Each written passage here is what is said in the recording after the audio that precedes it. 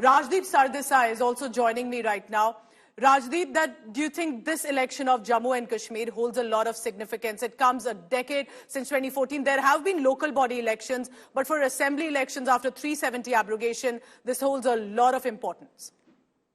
Yes, it does, for a variety of reasons, Pooja, some of which you just explained. The first election for a state in 10 years, yes, they've had Lok Sabha elections, but no election to an assembly. It's been the longest period that Jammu and Kashmir has had without a state assembly. And of course, there's the larger question. Will an election eventually lead to a restoration of full statehood as was promised in 2019? Is this therefore a test case for Jammu and Kashmir to ensure a relatively free and fair election, which will then pave the way for a restoration of statehood? Can we link the two? We still don't know. But there isn't yet clarity as to when statehood will be brought in. So that's going to be a big issue in this election. There was positive signs in the Lok Sabha with the turnout becoming much higher. There are also certain troubling signs in the period since the Lok Sabha, particularly the terror attacks that have taken place largely in the Jammu region.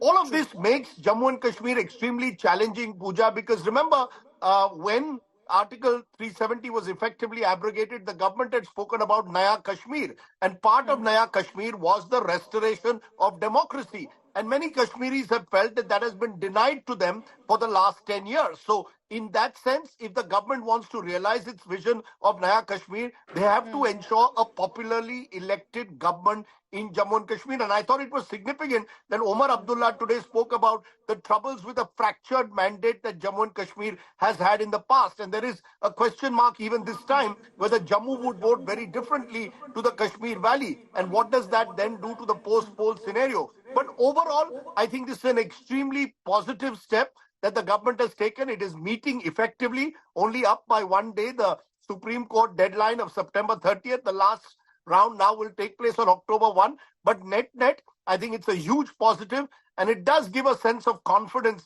that Jammu and Kashmir will eventually get what most Kashmiris believe is their right, the right to full statehood once again.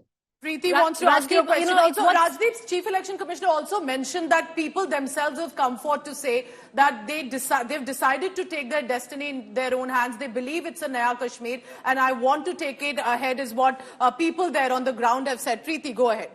Rajdeep, in all of this, what's really interesting is one wonders why Maharashtra was left behind, because the last three elections, Haryana and Maharashtra went to vote simultaneously. Their assemblies expire in just about 24, days apart. So why would you think that Maharashtra is missing, from the dynamics here? Look, I think when this question was asked to the Chief Election Commissioner, he cited the fact that Jammu and Kashmir is the new imponderable. They need security forces there. Point well taken. They've also cited the fact that there are a number of festivities starting early September, going on till the end of October, from Ganesh Chaturthi to Diwali. Point again taken. But the truth of the matter is that Maharashtra is a state where an election is relatively easy to handle. There was a huge question mark even during the Lok Sabha as to why Maharashtra had to have a 5-phase election. Maharashtra's politicians, the opposition, seems to believe that all of this is being done to give the Eknath Shinde government more time to push forward with its welfare schemes, one of which will be initiated tomorrow itself, providing 1,500 rupees to women in the state under a Ladli Bahin scheme, very similar to the Ladli Behna scheme in Madhya Pradesh. The Election Commission claims there is no political reason for what's happened. The impression one gets is that they want to do 2 states at a time. They've chosen Jammu and Kashmir and Haryana now, and Maharashtra and Jharkhand in November. Remember, I don't think it's going to make all that much of a difference as we've seen in the past, particularly because the general feeling is the BJP is by far... Because we are going to have Haryana and J&K going into election now. Then in November, we are going to have Maharashtra and Jharkhand going into election. Then come January, we'll have Delhi going into election. Well, absolutely. That's the nature of this country. And then we'll have a long break till Bihar in November. But the next 5 months, you do have these elections. The significant aspect is the general belief that one gets from the ground is that the most vulnerable the BJP at the moment is in Haryana. And if Haryana is to go strongly against the BJP, what impact does that have on Maharashtra? So even those in the government in Maharashtra have a problem at one level.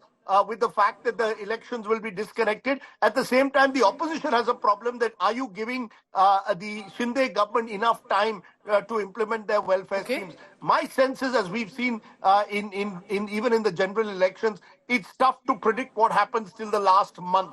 Things can change, narratives can change. Yes.